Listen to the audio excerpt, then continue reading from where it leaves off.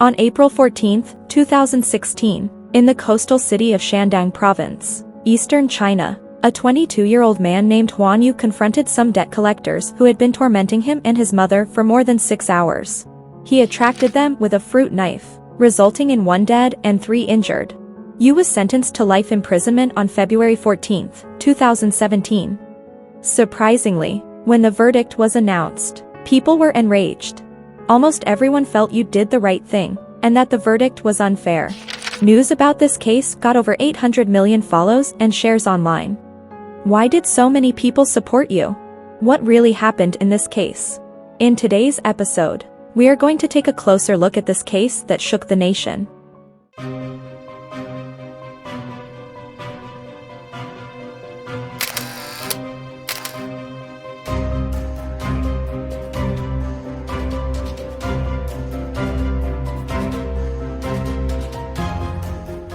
Huan Yu, born in August 1994 in eastern China, is the second child with an older sister named Xiaola Yu. His mother, Inxia Su, was a successful businesswoman, and his dad, Shiming Yu, worked at the local taxation office.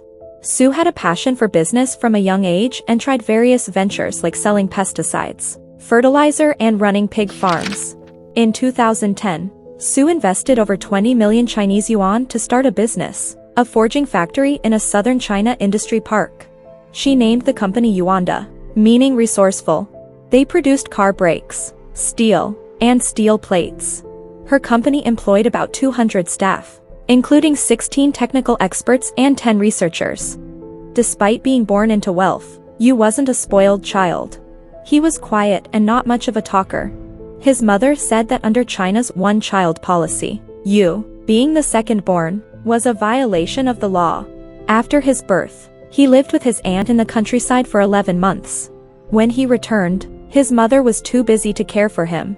By the time he started junior high school, he could handle many house chores, like cooking, cleaning and shopping. During his first year of high school, Yu wanted a new mobile phone. His mother told him he had to earn the money for it. They were working on tiling the factory yard at the time, and Yu decided to help as a laborer, making 80 yuan a day. He worked hard and eventually saved enough money for the phone he wanted.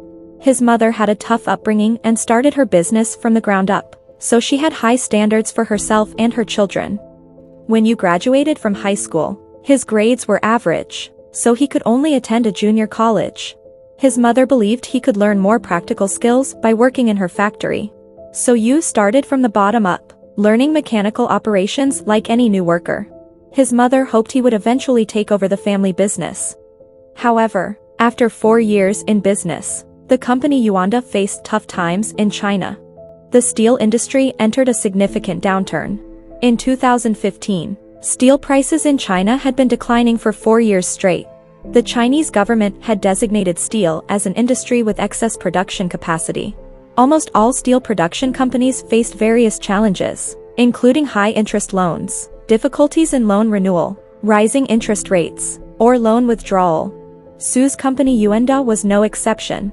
They couldn't secure funds through conventional channels, so Su had to turn to private lenders. In July 2014 and November 2015, Su borrowed 1 million yuan and 350,000 yuan respectively, through peer-to-peer lending from a real estate business owner named Shuizheng Wu. They agreed on a 10% monthly interest rate. As of April 2016, Su had repaid a total of 1.84 million yuan and used a 140 square meter apartment valued at 700,000 yuan to settle part of the debt. However, she still owed 170,000 yuan. According to a report in Southern Weekend, many struggling businesses in East China would take desperate measures, borrowed high-interest loans from Wu with mutual guarantees. If these businesses couldn't repay the substantial principal and interest, they would face aggressive debt collation from Wu and company. This was the unfortunate situation that Su found herself in. On April 1, 2016, a little over 10 days before the incident, Wu and his business partner Rongrong Zhao showed up at Su's home and forcefully took possession of it. In 2015, when Su borrowed the 350,000 yuan from Wu, she agreed to repay 100,000 yuan of it with a 10% monthly interest. For the remaining 250,000 yuan, They used a property purchase contract and put her son Yu's name on the deed as guarantee. If the repayment was not made on time, the house would be transferred to Wu's business partner, Zhao. In January 2016, Su paid back 298,000 yuan. However, Wu and Zhao insisted that this money was only for the interest on their previous loan and had nothing to do with the 350,000 yuan. They demanded that Su and her husband transfer the house to them. On April 13th, the day before everything went down, Wu and Zhao got some people together. They did two things at the same time. First, they went to the Yuanda company and caused a big scene. Second, they emptied out all the furniture from Su and Yu's family home. They even instructed their associates to defecate in the toilet and then forced Su's face into the toilet, demanding repayment. In the afternoon, Su called the public security's emergency 4 times, but the police thought it was just a civil dispute and informed Su that she could take it to court. On April 14th, the very same day when everything unfolded, Wu elevated his debt collection tactics. He dispatched 11 collectors to encircle Su at her office. According to the testimony of a staff member, at around 4:30 p.m. that day, approximately 10 debt collectors arrived at the office building and began shouting loudly. Around 6 p.m., they set up a barbecue grill right outside the building. After 7 p.m., Su and her son Yu went to the company's cafeteria for dinner. As they left the office, 2 debt collectors followed them, taking turns to watch the mother and son's every move. While Su and Yu were away from the office, the last of the 11 debt collector arrived. This man had a small beard, long hair and was in a white t-shirt. As he arrived the scene, that's when things started to take different a turn. Su and her son spent a little over an hour for dinner. Then they went back to the office. At 9:53 p.m., 8 collectors entered the office, demanding repayment from Su. One of them, named Du, drank a lot of alcohol that day, and was later tested with a blood alcoholic level exceeding the standard. On the company's side, along with Su and her son, there were 2 other staff members, who were also trapped in the office. According to a diagram by the police to reconstruct the scene, Su, Yu, and their staff were sitting by both sides of a coffee table, while the debt collectors surrounded them. In the next 20 minutes or so, Su and her son endured brutal treatment, which included having their phone taken away, being verbal insulted, slapped, etc. The 2 staff members managed to escape the chaos and quickly went to their dormitory, where they found Yu's aunt and uncle. At 10:07 p.m., the uncle called the police. At 10:17 p.m., a police car arrived at the office building and 3 police officers entered the site. Su and her son finally felt so relieved. They reported the assaults, but the debt collectors refused to admit it.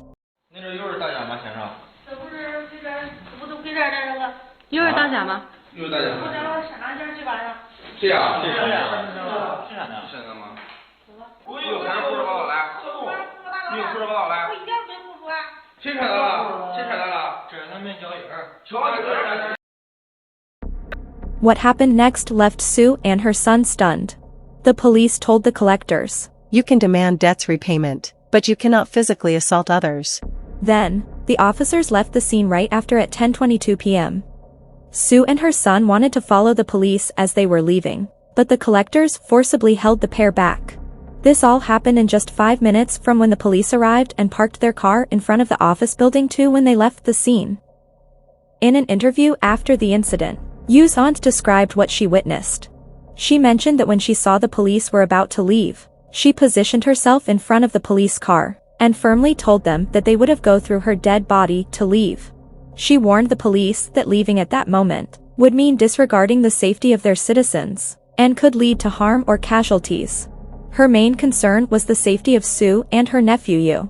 Little did she know that the person who would later lose their life was from the side of their enemy. However, the police later clarified that the officers at the scene had no intention of leaving. One officer briefly left the building to request backup, while the other 2 remained control of the situation. The police had barely left the office when chaos erupted once again. The collectors used force to corner Yu in the southwest side of the office.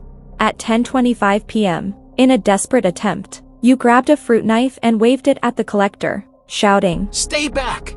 The collectors approached, despite the warning, and Yu stabbed 2 of them first. as well as the others who were nearby.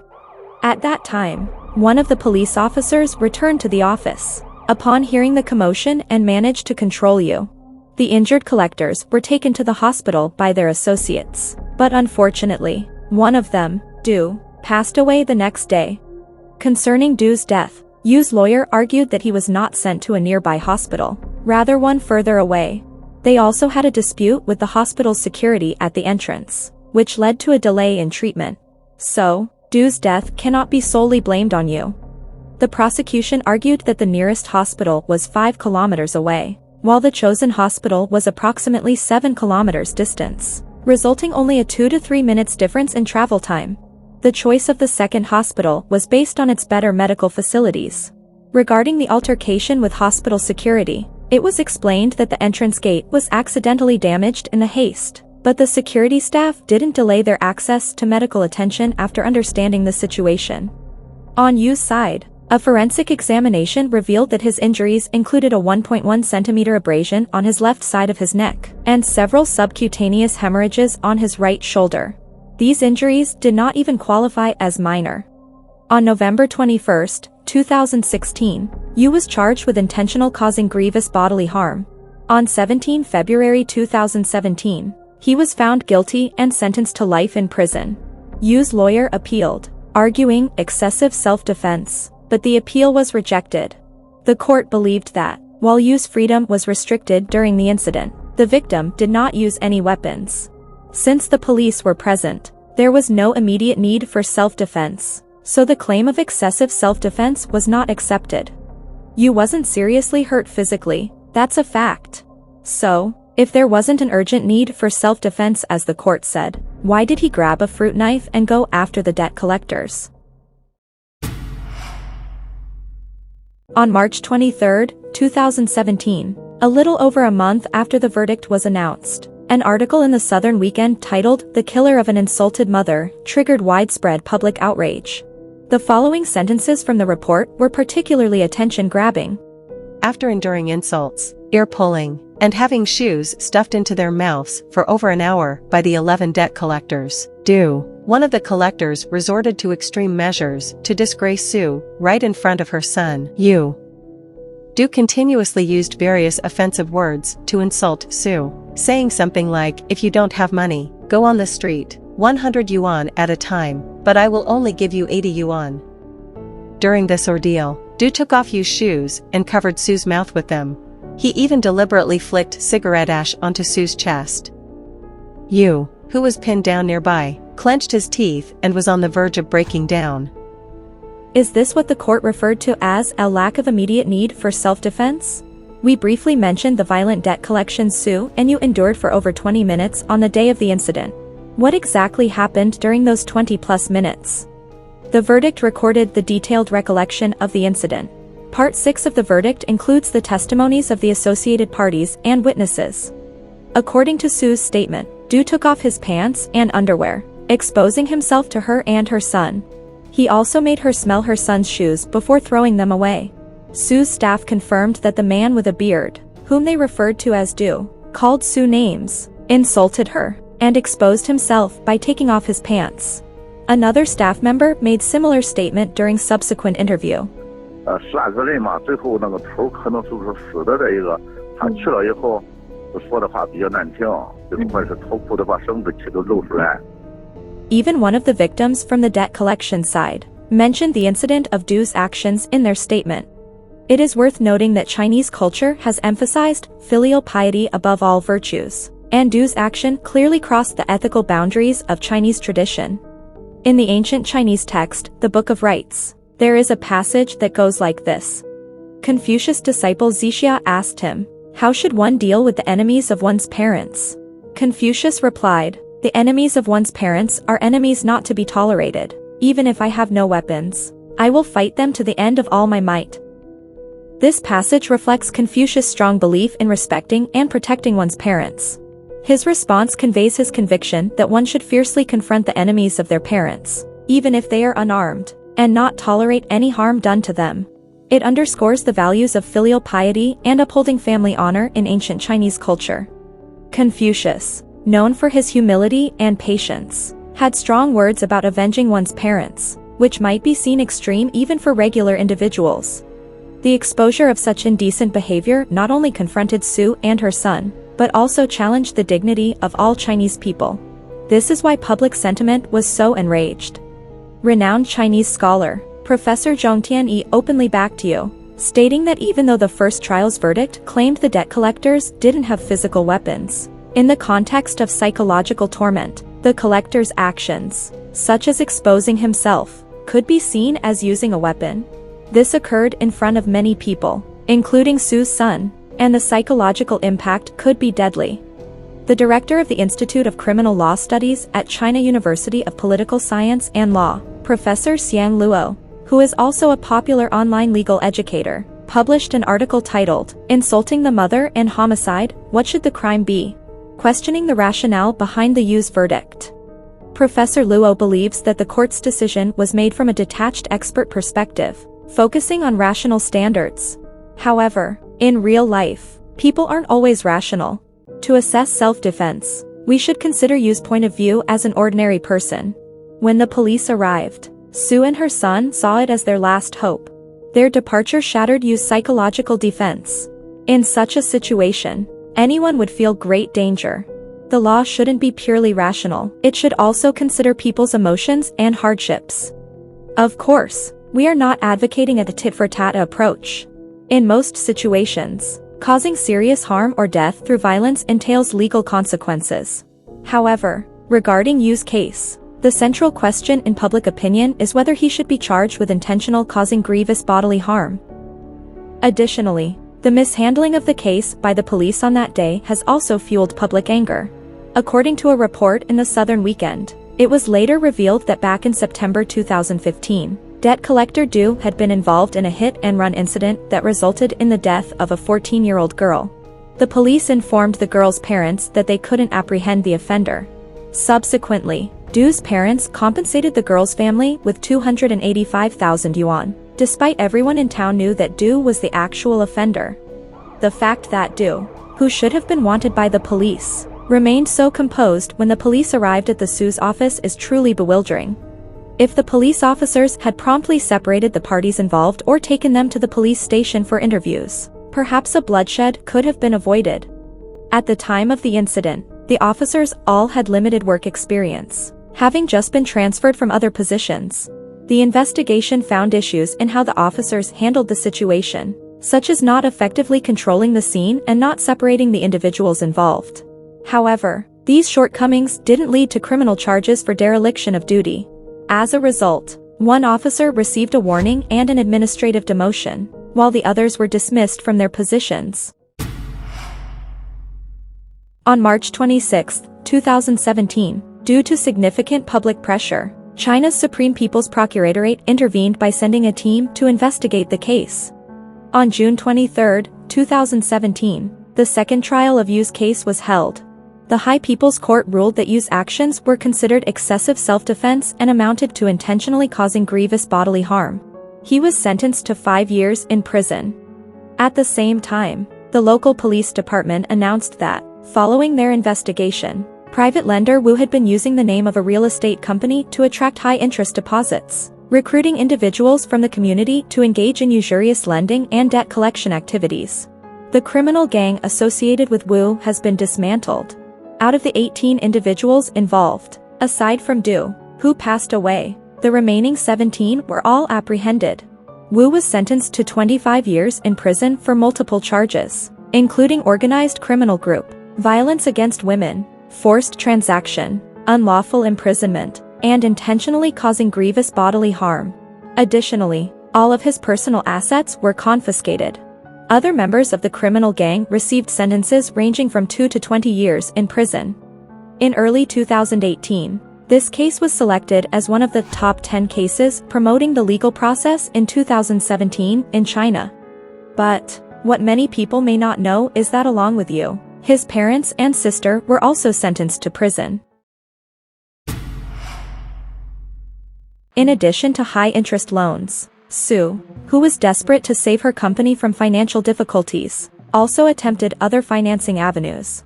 However, in December 2016, She, along with her husband and daughter, was arrested and imprisoned for the crime of illegal absorption of public deposits. Multiple court documents from the Judgment Document Network indicate that Su's company, Yuanda, had a special relationship with several other businesses in eastern China, where they mutually guaranteed each other's debts to secure funds. Su's daughter Jiala Yu served as the legal representative for two companies. One was Shandong Hongtian International Trade Company, established in 2014 with a registered capital of 10 million yuan, where Su held the position of supervisor. The other was Shandong Zegdian Investment Company, founded in 2012, also with a registered capital of 10 million yuan. According to a report by the paper news, the main business of Xingdian Company was to attract investors and fund a company called Saya Clothing. After receiving funds, Saya Clothing then loans the money to Su's company, Yuanda. Furthermore, Su's daughter's company, Zhengdian, guaranteed loans for her mother's Yuanda company. These three companies, owned by the mother and daughter, also provided loan guarantees for other companies in the same area. After an investigation, it was found that between September 2014 and June 2016, Yuanda Company, Su, and her children were involved in the illegal absorption of public deposits up to 25 million yuan. In November 2018, Su was sentenced to 3 years in prison and fined 80,000 yuan. Su's daughter, Jiala Yu, was sentenced to 3 years and 6 months in prison and fined 100,000 yuan. However, by the time of the verdict, all illegally absorbed funds had already been fully returned. On December 14, 2019, Su had been sentenced to 3 years, was released from prison. This day also marked the day when you could make calls from prison to his family. The prison regulations allowed you to make 2 calls to his family on the 14th of each month, with each call lasting for 5 minutes. If there was no answer, he could have to wait until the next month to try again. Previously, on these days, Yu's aunt would bring her phone with her everywhere, refusing to answer any other calls until Yu's call came through. Now it was Su who waited by the phone for his call.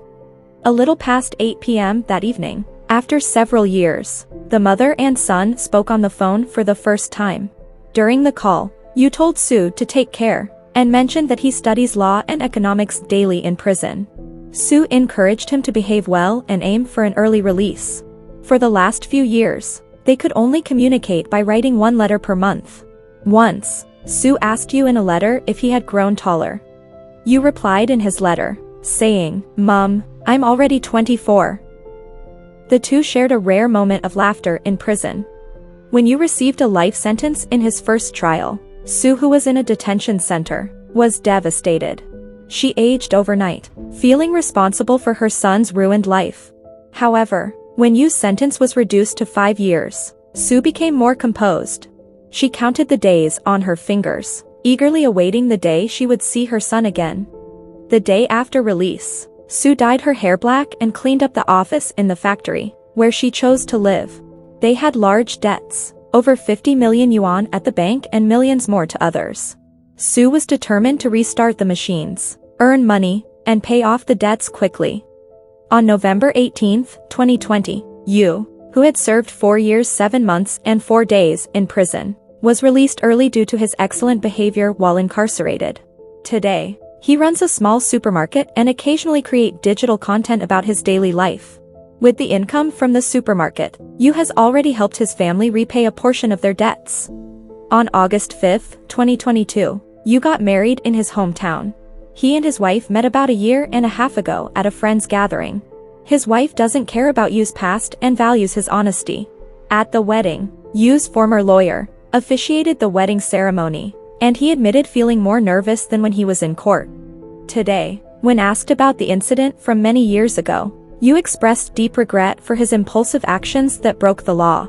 He acknowledges that his behavior not only resulted in harm but also brought immeasurable pain to the victim's family. For a long time, China's legal community considered Article 20 of the criminal law, which deals with legitimate defense, as rarely applied. Some view the Yu case as a wake-up call for this dormant clause, while others see it as an example of how public opinion can impact judicial fairness due to the circumstances involving debtor and high-interest loans, which don't evoke sympathy for any party involved. What are your thoughts on this? Feel free to leave a comment about your opinion. That's it for today. We'll see you in the next story.